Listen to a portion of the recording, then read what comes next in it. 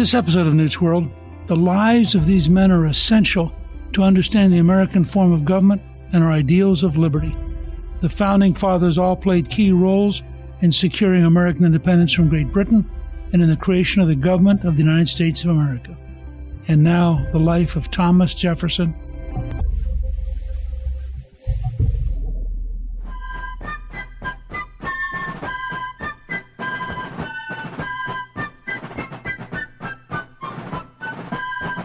I would argue that in many ways, Jefferson personified the spirit of freedom and had developed out of it something much more profound than most of his colleagues as founding fathers.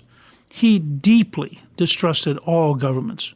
He didn't just deeply distrust the British government. He deeply distrusted the American government. And as a result, while he was the ambassador in Paris, as the American Constitution was being developed, he wrote his very, very close friend, James Madison, and said that he would oppose the adoption of the Constitution unless they added a Bill of Rights. And the whole fabric of American life has revolved around these 10 amendments that came to define our rights. And remember, this is always one of the most difficult things to get across because it's counterintuitive. The Bill of Rights are designed to limit government, not to limit people. The Bill of Rights came out of a belief that, in fact, virtue resides in the people, but the government was always dangerous. Now, Jefferson at the time was the ambassador to France as the French monarchy was collapsing and as they were inexorably moving towards the French Revolution, which is a classic case study of a system that can't control itself. The American Revolution was a fight over who would govern in America. And it was between basically Americans who saw themselves as successful, independent, standing on their own achievement, and Americans who still were comfortable operating within the framework of the British king and the British government. And that fight ultimately was very controlled. If you go back and you look, when the Founding Fathers won, they were very cautious about what they were trying to set up. And they had a lot of experience. Remember, there are 13 colonies, which means there are 13 constitutions. In several of the colonies, if the constitutions fail, so they write more constitutions.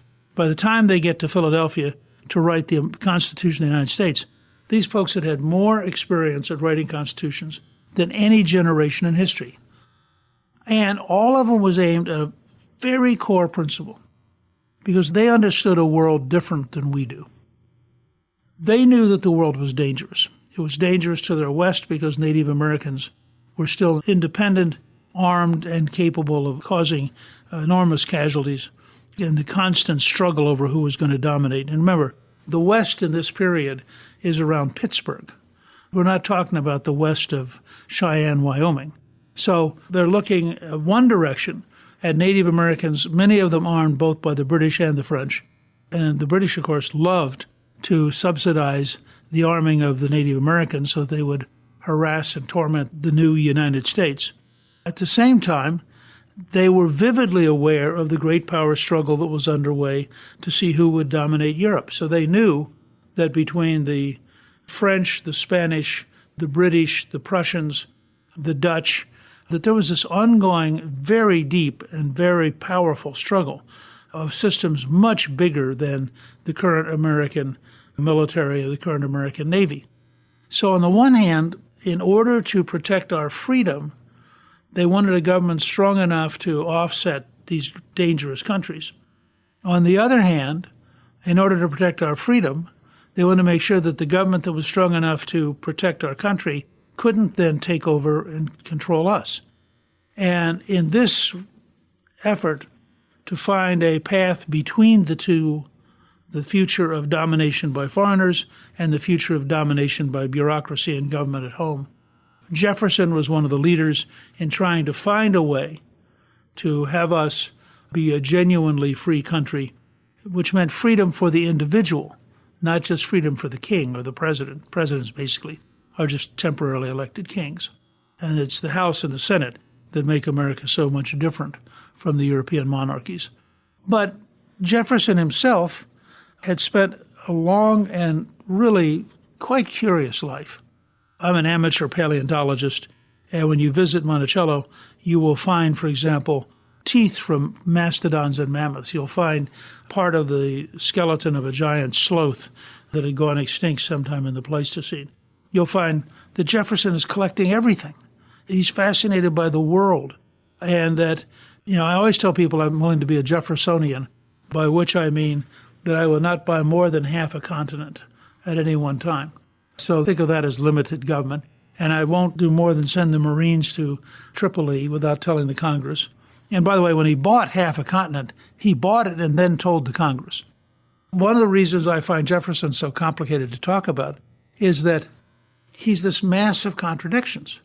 On the one hand, he wants limited government, unless he decides he wants unlimited government, in which case he briefly deviates, buys the whole area that is the Mississippi River Basin, then he reverts back to wanting limited government.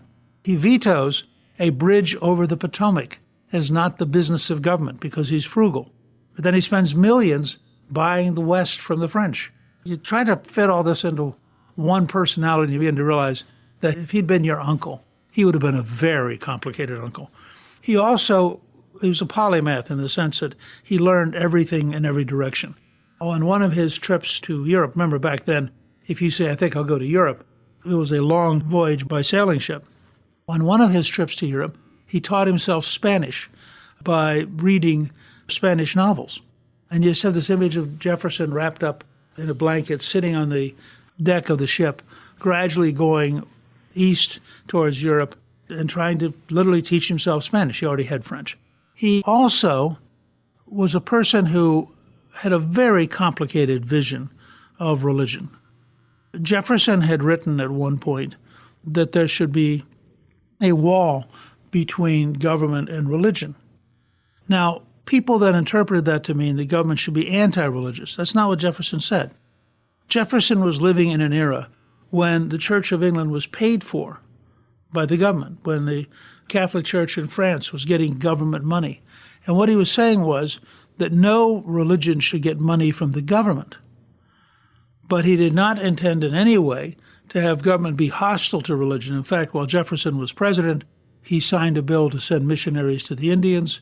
He allowed the Treasury building to be used as a church because there were no very large buildings in Washington at that time. And the week that he signed the letter explaining that there would be a wall of separation between church and state, that week he got into a carriage and went up to the Capitol, where the Capitol was actually used as a church until the 1840s. So it's a little hard to say that he wanted total separation. What he did want is for people to be able to worship freely. He was very open to people finding God in their own way. And he wanted to make sure that the government wouldn't put its thumb on the scales in one direction or another. One of the places I go when I want to think about the Founding Fathers, there are really, in my mind, three great centers. One is to go to Boston and look at the Adams family, Samuel and John and others, and think about what that whole experience was like there. The second is to go to Philadelphia and to stand in the shadow of Benjamin Franklin. The third is to go to Williamsburg. The Rockefeller Foundation rebuilt Williamsburg in the 1930s. I find every time I go there that the historic part of my soul gets renewed and refreshed. They've done an amazing job.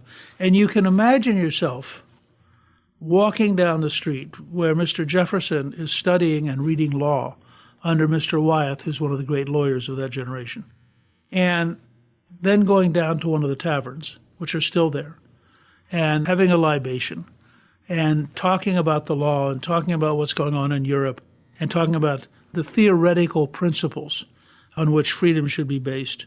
And you have this whole notion that Jefferson was capable of talking about almost anything. Jefferson, first of all, is a reader. He loved to read so much that he actually built a movable desk so that he could, if he was going to go, say, to Philadelphia, which back then was a long trip, he had a desk that he could put in the carriage so that he could work, both reading and writing, while he traveled.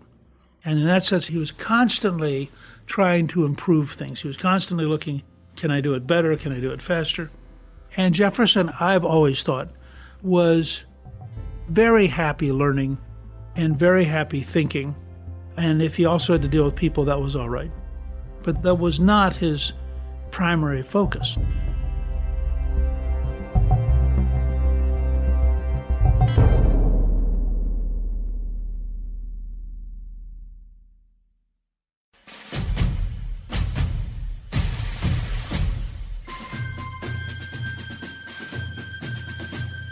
Jefferson had grown up in what then was sort of the western part of Virginia, if you look at a map.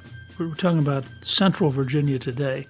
But back then, unlike Washington, who had grown up in the planter part of the state with large homes and elegant dances and people who wore fancy clothes, Jefferson was much closer to the frontier.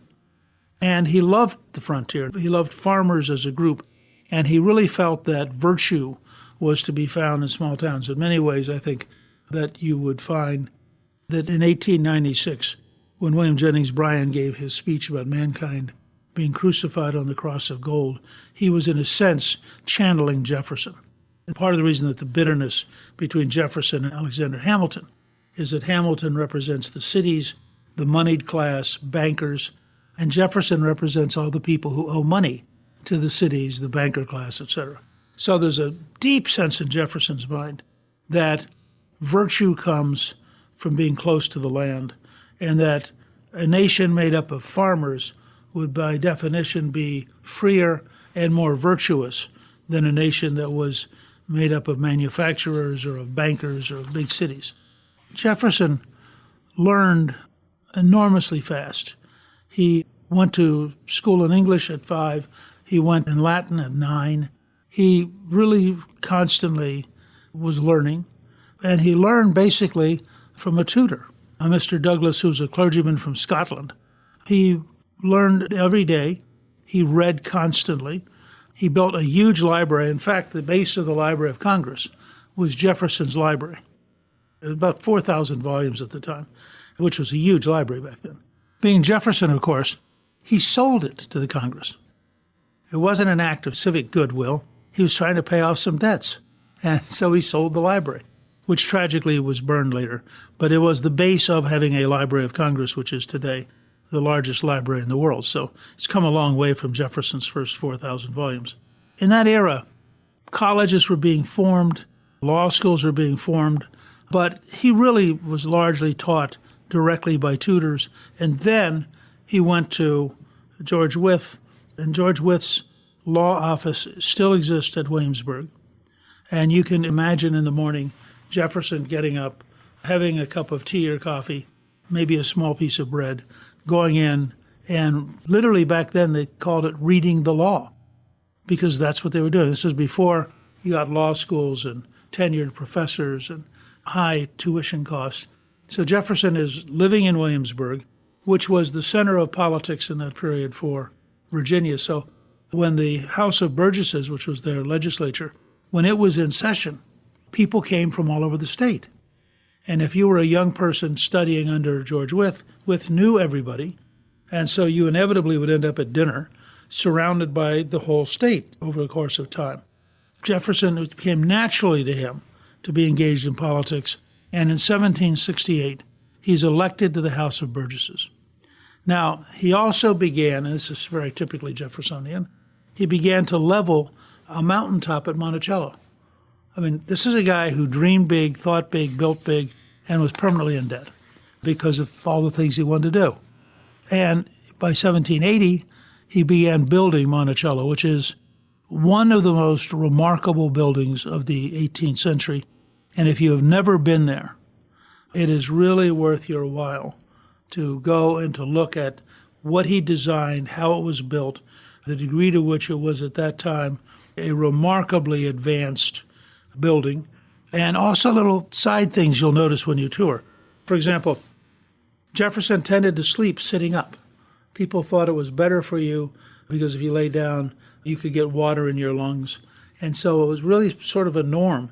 Now, Jefferson himself was very tall. So you have this tall guy in a long bed sitting up.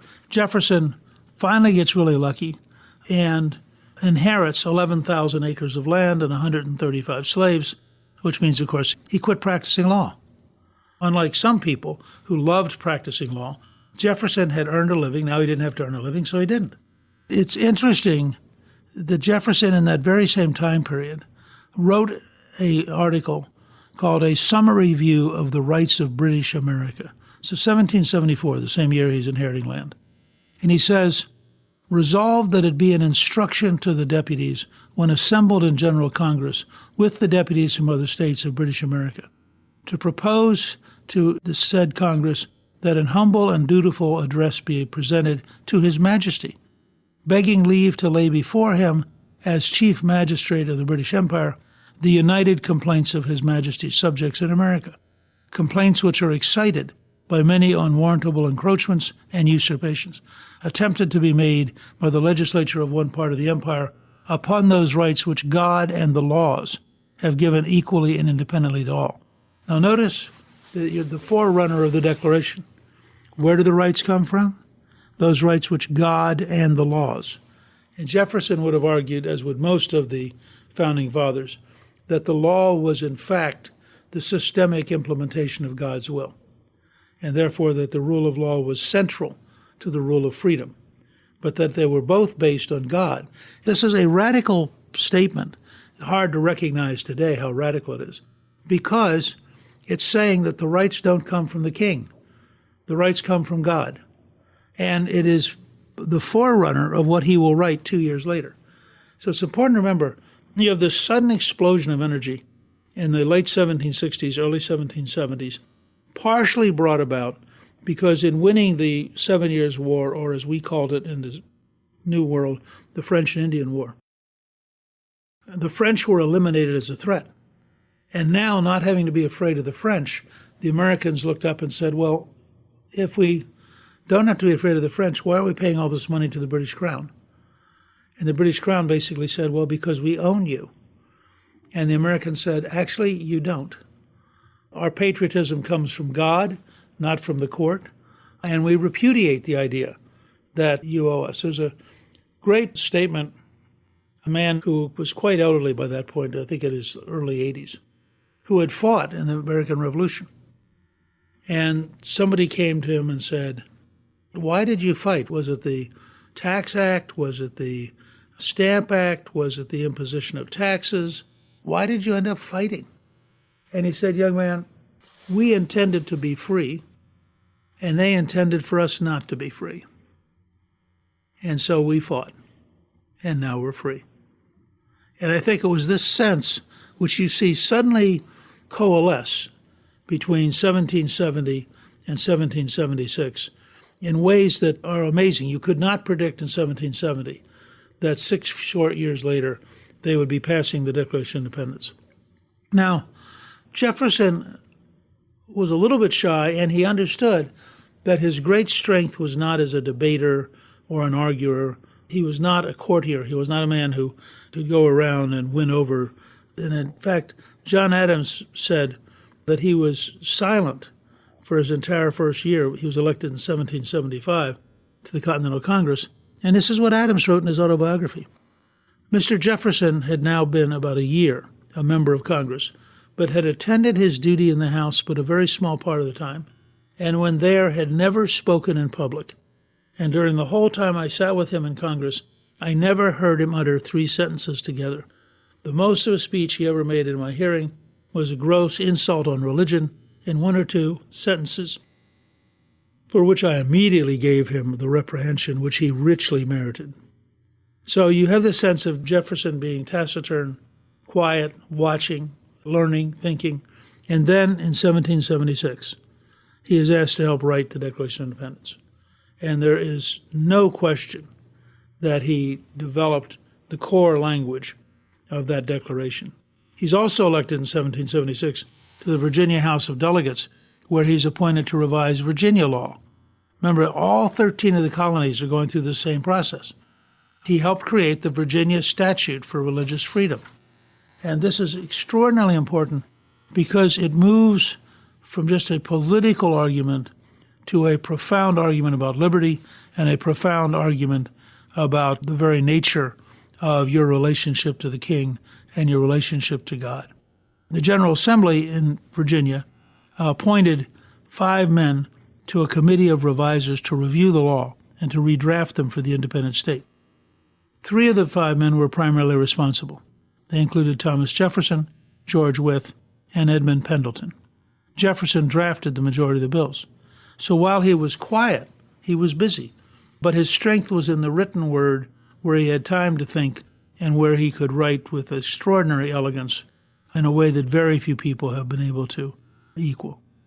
In 1779, when Jefferson had been elected governor of Virginia, the 126 bills that the committee he served on had drafted were presented to the General Assembly. Most of them were not adopted or even seriously considered. However, Bill 82, the Virginia Statute for Religious Freedom, which called for a separation of church and state, was considered and finally adopted in 1786. Notice, by the way, that sometimes these wave effects take time.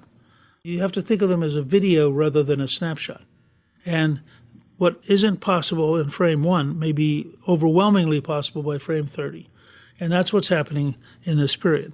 This famous bill, the Virginia Statute for Religious Freedom, adopted in 1786, although it had been drafted initially a decade earlier, it says, "We, the General Assembly of Virginia, do enact that no man shall be compelled to frequent or support any religious worship, place, or ministry whatsoever, nor shall be enforced, restrained, molested, or burdened in his body or goods, nor shall otherwise suffer on account of his religious opinions or belief, but that all men shall be free to profess and by argument to maintain their opinions in matters of religion, and that the same shall in no wise diminish, enlarge, or affect their civil capacities."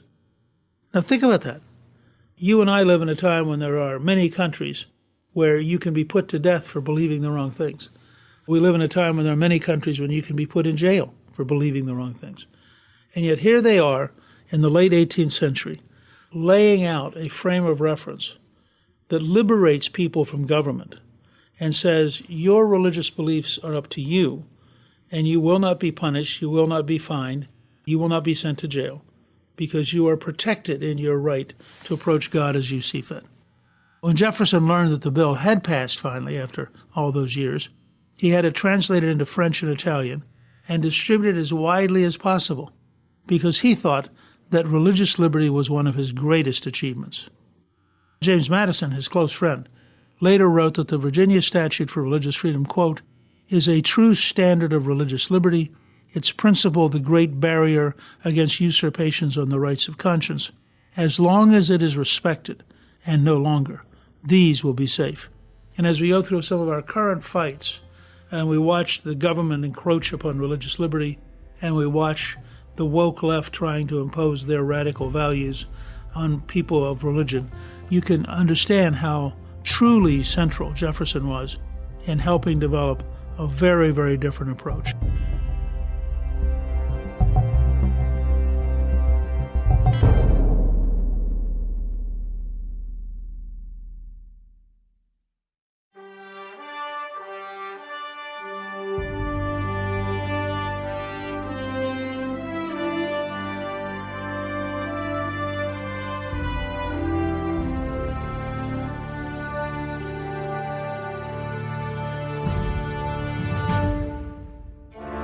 Now, Jefferson was involved in much more than just religious liberty.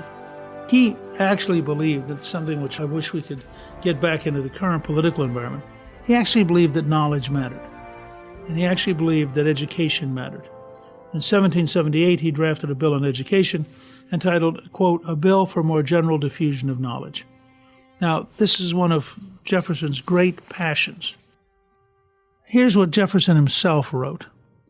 "Whereas it appeareth that however certain forms of government are better calculated than others to protect individuals in the free exercise of their natural rights, and are at the same time themselves better guarded against degeneracy, yet experience has shown that even under the best forms, those entrusted with power have in time, and by slow operations, perverted it into tyranny." Let me repeat this because it sort of fits the world we're currently living in. Even under the best forms, those entrusted with power have in time and by slow operations, perverted it into tyranny. Jefferson goes on to say, and it is believed that the most effectual means of preventing this would be to eliminate, as far as practical, the minds of the people at large, and more especially to give them knowledge of those facts which history exhibiteth, that possessed thereby of the experience of other ages and countries, they may be enabled to know ambition under all its shapes, and prompt to exert their natural powers to defeat its purposes. And whereas it is generally true that people will be happiest whose laws are best and are best administered, and that laws will be wisely formed and honestly administered, in proportion as those who form and administer them are wise and honest, whence it becomes expedient for promoting the public happiness that those persons whom nature hath endowed with genius and virtue should be rendered by liberal education worthy to receive and able to guard the sacred deposit of the rights and liberties of their fellow citizens, and that they should be called to that charge without regard to wealth, birth, or other accidental condition or circumstance. But the indigence of the greater number disabling them from so educating at their own expense, those of their children whom nature hath fitly formed, and disposed to become useful instruments for the public, it is better that such should be sought for and educated at the common expense of all, than that the happiness of all should be confided to the weak or the wicked. Now, if you go back and reread that, and you realize that our current situation, schools that don't teach, teachers that don't educate, total avoidance of history, dumbing down of mathematics, giving people passing grades so they feel good even if they know nothing, you can sense that we have arrived at a counter-Jeffersonian moment, when everything Jefferson feared in terms of ignorant people giving up their freedoms are far too close to becoming a reality. And it's why Jefferson is always worth revisiting and thinking about. Jefferson himself, by the way, gets to be elected governor and is a terrible governor. He doesn't like power, although he's brilliant at using it when he has to. And when he's president, he's brilliant at using power. But in the period of 1779 to 1781, the British Army was rampaging through Virginia. There was an effort to crush the rebellion, and Jefferson is really put in an awkward position. He's not an effective wartime governor. It's not his strength. And as a result, I think he would say that his governorship was one of the least impressive of his activities. However, being Jefferson, he doesn't just stop. While he's governor, he also writes his only book, Notes on the State of Virginia. He didn't intend to write or publish it, and he actually worried that their publication would do more harm or good. But he says things he really deeply believes in. And again, he goes back to freedom of religion. In Query 17, Religion, Jefferson defended separation of church and state, saying, "It does me no injury for my neighbor to say there are 20 gods or no God. It neither picks my pocket nor breaks my leg." Again, he's arguing that you have freedom and that you shouldn't be taxed to pay for their beliefs, but that they should therefore be allowed to have their beliefs without the government interfering. He actually took the manuscript to his book to Paris, and he contracted a printer who printed 200 copies. Jefferson's little book on Notes on the State of Virginia was sufficiently controversial that James Madison and George Wythe put copies in the college library rather than giving them to students, saying such an indiscriminate gift might offend some narrow-minded parents. In Paris, Jefferson gave a few copies to close friends and confidential persons, writing in each copy a restraint against publishing it. However, a copy fell into the hands of a bookseller who, according to Jefferson, employed a hireling translator and was about publishing it in the most injurious form possible. To keep that from happening, Jefferson entered into agreement for the translation into French with the highly respected writer Abbé Morellet. Unfortunately, Jefferson and Morellet had different ideas as to what the translation meant. Jefferson wanted the translation to be a strict word-for-word translation of his text. Morellet, however, believed that the translator's job was to be an active collaborator and ended up changing the work. Jefferson was very displeased. Jefferson then turned to John Stockdale, an English publisher who agreed to print the work but told Jefferson, "I know there is some bitter pills relative to our country." After all, this was shortly after we had defeated the British and earned our independence. On August 14, 1787, Jefferson wrote to Stockdale that he'd received the initial copies. In all this period, Jefferson remains active. He is elected delegate to Congress in 1783, Between 1784 and 1789, he serves in France as the commissioner and U.S. minister. In 1787, he wrote to a good friend, Francis Hopkinson, his desire for this position to be silent and to be out of the limelight. And this gives you a flavor of Jefferson, which is so oddly contradictory. He says, "My great wish is to go on in a strict but silent performance of my duty, to avoid attracting notice, and to keep my name out of newspapers, because I find the pain of a little censure, even when it is unfounded, is more acute than the pleasure of much praise." Now, so here you have this guy who, on the one hand, really is secretive and really doesn't want to be noticed. On the other hand, he is active in politics. He's governor of the state. He's ultimately going to be Secretary of State and Vice President and then President of the United States. And that sort of captures Jefferson. He is a very complicated person of enormous willpower, great patience and discipline, enormous capacity for work, and he's just really, really smart. You could probably argue that he and Benjamin Franklin were the two smartest of the founding fathers. They were both able to learn almost everything, and they both made major contributions to knowledge. To give you an example of Jefferson's genuinely diverse interests, in 1791, he and his friend James Madison made a botanical tour of the northern lakes, and his most lengthy journal entries was on the fly. The final report was never presented to anybody, but it still exists. So again, here's a guy who has written the Declaration of Independence, served in the Congress, served as governor, served as ambassador, and he's off writing a discourse on the nature of the fly.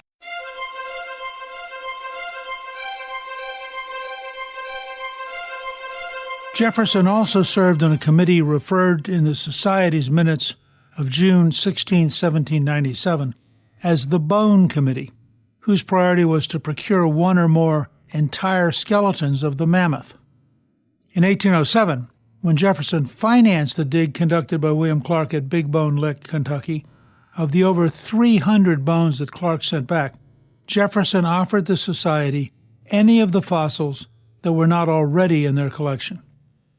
On March 3, 1797, Jefferson became president of the American Philosophical Society the day before he became vice president of the United States. He served as president of the Philosophical Society for the next 18 years. He offered 3 letters of resignation when the government moved to Washington, D.C., when he retired to Monticello, but the Society refused to allow his resignation. They finally accepted his resignation on January 20th, 1815. And so you can see that Jefferson's a complex person with an enormous range of interests. And in the next part, I'm going to talk about Jefferson as president and the extraordinary complex nature of his presidency and of what he did after that. So I hope you'll listen also to Jefferson as an American immortal in part 2 on Newt's World.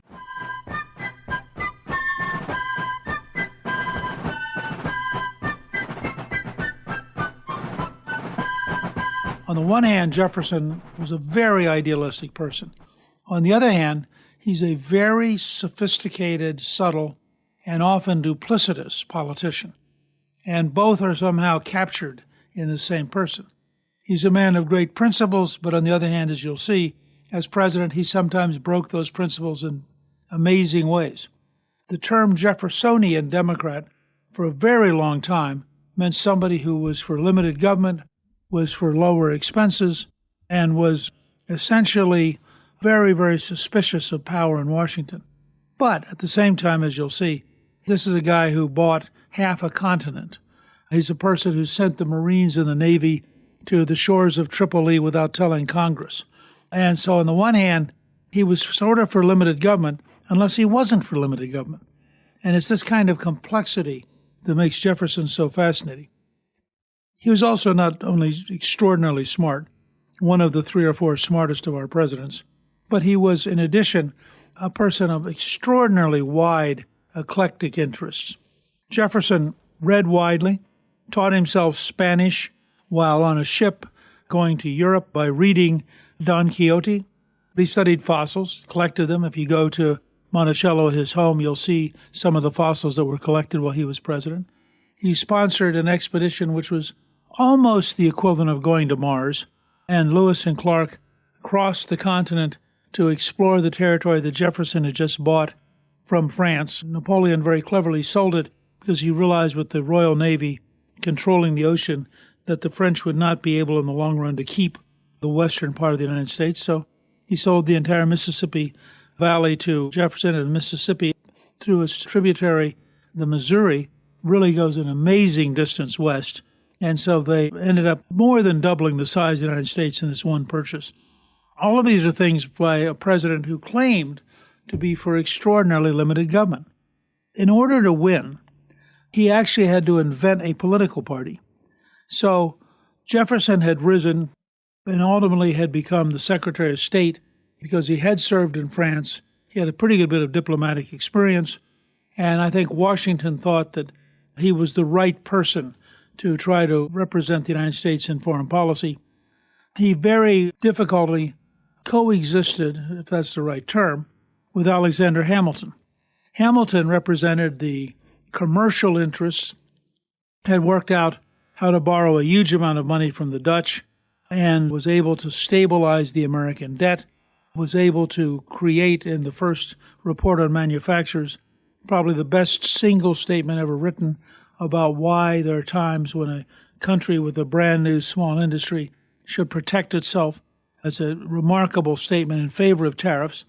And Hamilton himself was clearly brilliant. I would say that if you look at Hamilton, Franklin, and Jefferson, you're looking at three of the brightest people ever to be involved in American government. But Hamilton's interest and his vision of the world was remarkably different from Jefferson. Jefferson really represented a rural agrarian world. He would have said a world of small farmers, although the truth was that he owned slaves and basically had a plantation. But Jefferson was capable of envisioning this world of limited government and representing the interests of rural America, which at that time was the dominant part of America. And Virginia at that time was the biggest state in the country. On the other hand, Hamilton had this vision of a manufacturing and commercial future of an America which would grow strong enough to defend itself, and an America which would find its ultimate source of wealth in big cities and in factories, things which Jefferson found abhorrent. Jefferson wanted a much more rural lifestyle, would claim to want a more egalitarian world, although the truth is Jefferson himself was clearly aristocratic and not particularly egalitarian. In order to seize power, Jefferson and his sidekick James Madison, also of Virginia, and the author of the Bill of Rights, invented the Democratic Party. As John F. Kennedy used to say, he was out gathering butterflies because the excuse that Jefferson and Madison used for going to New York to meet with Aaron Burr was that they were collecting butterflies. In fact, what they were doing was plotting with Burr to create a party in order to win an election. Jefferson had won the vice presidency in 1796, with John Adams, the former vice president under Washington, becoming president. But Adams represented a New England and New York vision of the world and was really pretty close to an aristocratic rather than an egalitarian sense of how America should develop. Jefferson represented an upsurge of populism and was a brilliant political plotter, maintained through correspondence a network across the whole country, aroused people to, in effect, petition against what Adams wanted to do, got Adams so angry that he passed the Alien and Sedition Acts, which would have punished people for criticizing the government, and those were then thrown out as unconstitutional. They were wildly unpopular. Jefferson came along and really was in open rebellion. It was the last time that they would have a president and vice president of opposite parties. It was a totally unwieldy project. And Adams, unfortunately, totally changed American history because Adams and his sidekick, Alexander Hamilton, who represented the New York Federalists, hated each other. And the result was their party was totally split. Well, faced with a split and decaying Federalist Party, really representing New York and North, Jefferson was able to mobilize rural America. And as I said earlier, he had the largest state in Virginia, and Jefferson won a sweeping election in 1800.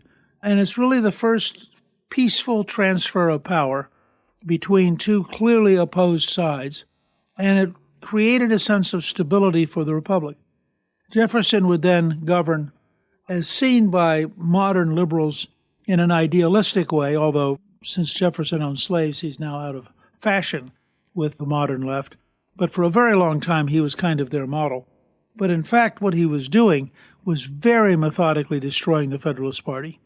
And by about 1812, the Federalists disappear. And for a brief period of time, what were called the Democratic Republican Party was the only major political force in the United States until it broke down with the populist insurgency of Andrew Jackson, who was a Democrat, and that led to the formation of the Whigs as the opposing party.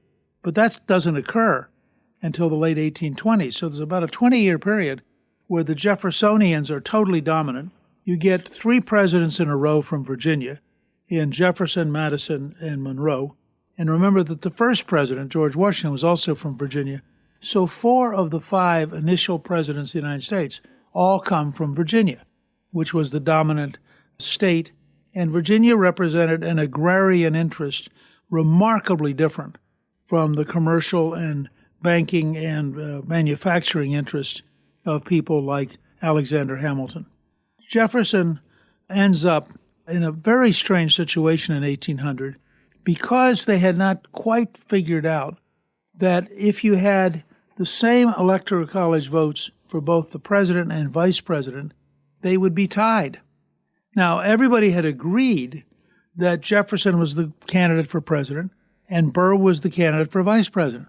But Burr, who is a remarkably despicable and dishonest figure, a man who came very close to treason later on in his life, and the man who shot and killed Alexander Hamilton in a duel. And I always remind people when they worry about how intense and how difficult our political process occasionally gets, that we have not had a former Secretary of the Treasury killed by a former vice president for over 200 years. So these guys understood a level of toughness that we fortunately have not had repeated. But Jefferson and Burr each had 73 electoral votes. Well, there was no provision at the time for breaking the tie. Everybody agreed as a gentleman's agreement that Jefferson would be president, but there was no real proof of what would happen. And it actually took 36 ballots. They started meeting on February the 9th, 1801, and finally on February the 17th, on the 36th vote, Jefferson was elected.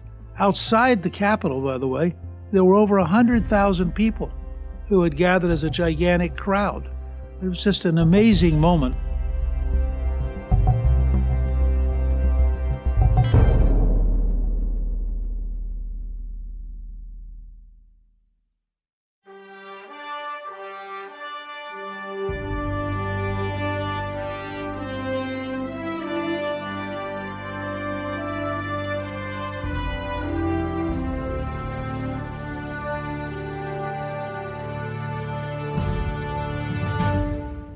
Jefferson then is sworn in, and on March 4th, 1801, this is all changed after FDR becomes president in the 1930s, and they realize that there's just too long a period between an election in November and the taking of power in March, and they bring it up to January 20th, which has been ever since. But notice that in the earlier era, when everything is done without a telegraph, without radio, by people riding horses, they had allowed a great deal of time for the election to occur, the electors to gather, and finally the president to be sworn in. So on March 4th, 1801, Jefferson delivered his inaugural address, and he said in part, quote, "Let us then, fellow citizens, unite with one heart and one mind. Let us restore to social intercourse that harmony and affection without which liberty and even life itself are but dreary things. We have called by different names brethren of the same principle. We are all Republicans. We are all Federalists." Now, he didn't actually mean that. What he really meant was, as Democratic Republicans, we are going to wipe out the Federalists. And in fact, they were very aggressive in exerting their power. Jefferson, of course, was not a great public speaker, and he knew it, but he was a great writer. So when it came time to address the Congress, Jefferson decided that he would write it and send up his written address, having his secretary, Meriwether Lewis, who would become famous later for the Lewis and Clark expedition, having him deliver the address. And throughout his 8 years as president, Jefferson never addressed Congress in person, instead opting to write it to the Congress, so they got written addresses. That continued just as a tradition until Woodrow Wilson appeared, and Woodrow Wilson, who had been a college professor at Princeton, liked to give speeches, saw himself as a great orator, and so in 1913, Wilson appeared in person to deliver the State of the Union. But from the time Jefferson sent up a written version until 1913, it had always been done in writing. And, for example, Lincoln's amazing addresses to the Congress, which are among the greatest writing in American presidential history, were all just delivered in writing. They weren't delivered by Lincoln himself. Jefferson argued that it wasn't that he didn't like to speak in public. Instead, he wrote to Benjamin Rush on December 20th, 1801, quote, "Our winter campaign, the winter session of Congress, has opened with more good humor than I expected. By sending a message instead of making a speech at the opening of the session, I have prevented the bloody conflicts to which the making an answer would have committed them. They consequently were able to set into real business at once, without losing 10 or 12 days in combating an answer." In other words, Jefferson figured if he showed up in person, he would so irritate some of the members of Congress that they would feel compelled to spend their time attacking him. And instead, he thought that he had diffused the emotional tension by sending the document up in writing. He also defended not doing it when he wrote John Wales Epps on January 1st, 1802, quote, "Congress have not yet done anything nor passed a vote which has produced a party division. The sending a message, instead of making a speech to be answered, is acknowledged to have had the best effect toward preserving harmony." So I think it's fair to say that from Jefferson's perspective, he's always thinking strategically. Now that he has power, he's concerned with relaxing and consolidating the power, and he knows that the less he fights with the Federalists and the more he allows them to just atrophy and gradually disappear, the less friction there is, the less fighting there is, the better off he is. Because he's president, and he already has all the power of the presidency. The fact is that he also wasn't a great public speaker, and in fact, when he gave his second inaugural address on March 4th, 1805, a lot of people in the room couldn't even hear him. So the address was sent in advance to the newspapers, and the newspapers could publish them even if you couldn't hear them. Now, Jefferson had moved west, and it's hard to believe nowadays because you don't think of Charlottesville as all that far west. But in fact, the Tidewater farmers, the great planters, the government that had been in Williamsburg, all those things, from Jefferson's perspective, were behind him, and his focus was to the west. His father, Peter Jefferson, was one of the founding members of the Loyal Company created to ask for grants of land west of the Allegheny Mountains. And remember, back then, the frontier is the Allegheny Mountains. Nowadays, we think of that just as eastern, and if anything, you might think of the Rockies as the frontier. Interestingly, Lewis Meriwether, his father, had been a member with Peter Jefferson in founding the Loyal Company, which was trying to open up the West and asking for land in the West. Now, when you look at that period, Jefferson is fascinated with the West, but frankly, he personally doesn't have that much time to go do things. If anything, he's spending time in France, where he's the minister. He's spending time in Philadelphia, and he's helping other people go west. But he is not himself able to go west. And in a funny way, Washington was more of a frontiersman than Jefferson. I mean, Washington really was physically very, very active. Washington goes west both as a surveyor. He surveys places like Little Washington in Virginia.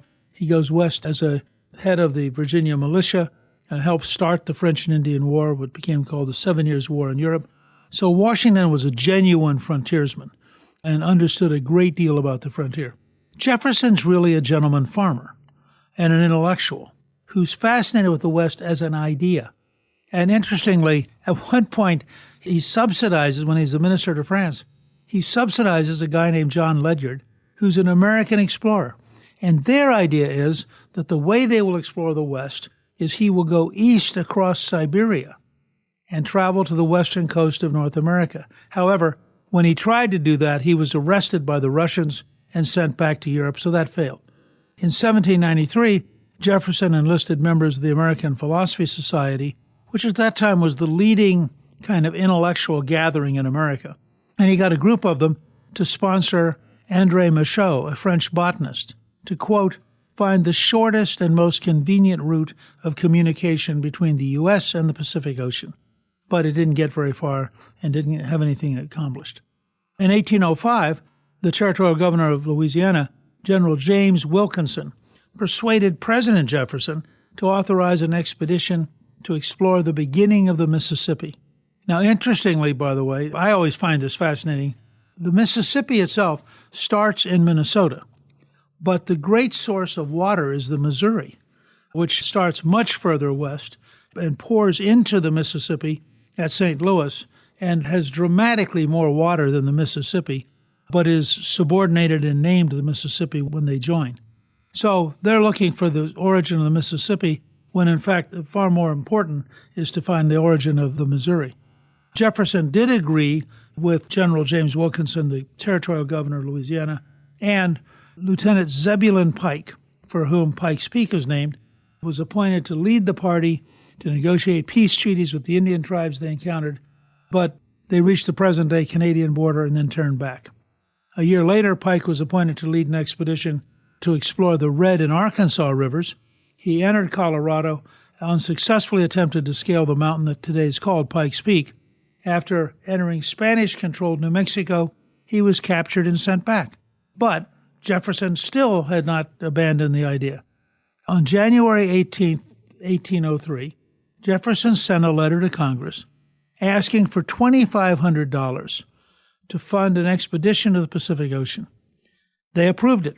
And by the way, the expedition, as often happens with government projects, turned out to cost far more than $2,500.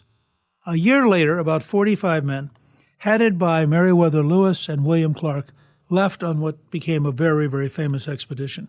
There is a remarkable book called Undaunted Courage, which I recommend to everybody. It captures day by day this extraordinary expedition, which, as I said earlier, is in many ways that era's equivalent of going to Mars. I mean, these guys are leaving St. Louis. They're paddling their way up the Missouri. They are crossing over around Yellowstone. They are going down the Columbia. They are encountering all sorts of Native American tribes.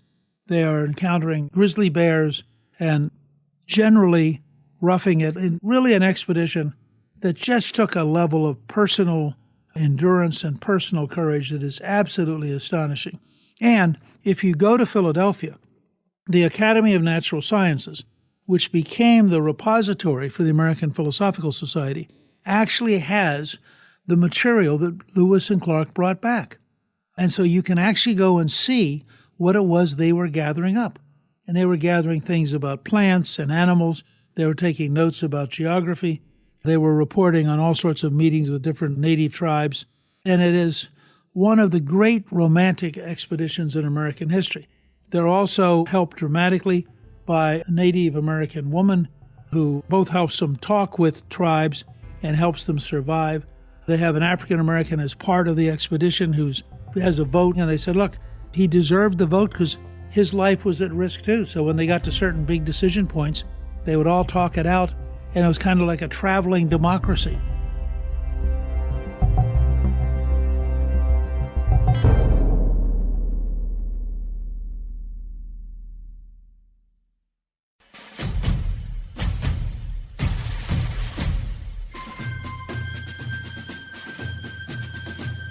Jefferson had a very busy presidency. He was involved in reshaping the judiciary. The Jeffersonians hated the Federalist judges. They saw judges as instruments of government to oppress the people, and they very much favored a much more popular society in which juries played a bigger role and judges were very limited. Lawyers will all cite Marbury versus Madison, which was a major decision involving the grant of a certificate to a person who had been appointed to a job by the Federalist and who now that the Jeffersonians were taking over, was not going to get that job. If you actually read the case carefully, what you find is that the new Chief Justice of the Supreme Court, Justice Marshall, is very aware that the Jeffersonians hate the court. And he knows that if he takes Jefferson head on, immediately after Jefferson having won control of the presidency and control of the House and Senate, that they'll simply abolish him. And so he maneuvers to maintain the independence of the court without infuriating Jefferson. And it's actually not some key moment where the court stands up boldly, but rather a brilliant maneuver to preserve the independence of the court by not standing up boldly. And it's worth your studying because it both tells you how lawyers sort of aggrandize their role in life, and it tells you that the court has always been inherently political. That's the nature of a Supreme Court in a free society. They have to pay some attention to deep popular interests. Jefferson, having succeeded in 8 years, and he did an amazing amount. I mean, as I said earlier, buying half a continent, sending the Marines and the Navy to Tripoli to defeat the Barbary pirates, organizing the dominant majority party, which is still today, the Democratic Party is the longest-serving political organization on the planet. It's outlasted the Nazis, the communists, the fascists. It's outlasted most monarchies, and it's a remarkable institution. And Jefferson was, in fact, along with Madison, at the very center of organizing it. In 1809, Jefferson goes home. He leaves the presidency, he leaves public life, and he helps found the University of Virginia. It was then Central College, but it becomes the University of Virginia. Jefferson plays a major role. When, in February 14, 1816, the Virginia General Assembly established a charter for Central College, which becomes the University of Virginia, Jefferson was elected to the college's Board of Visitors and rector of the college. Jefferson also designed the college. And again, as an example of his intellectual reach, remember that Jefferson is an architect. He designs Monticello. He designs other public buildings. He's also a bibliophile. The original Library of Congress is Jefferson's personal library, about 4,000 volumes, although it might be pointed out he sold them to the government because he needed the money. For his entire life, Jefferson is short of money and is constantly trying to find sources of additional revenue. He's not a particularly great farmer, doesn't focus on farming, doesn't make a huge amount of money. Very different, by the way, from George Washington, who was a great businessman, a great farmer, and was generally competent at everything he touched. I think it's fair to say that Jefferson had a deep, passionate interest in education. Jefferson was not anti-religious. Jefferson did write a letter to the Baptist in Connecticut saying that there should be a wall of separation between church and state. But what Jefferson was saying was, in a world where the Anglican Church got paid tax money, that he did not think any church should get government money.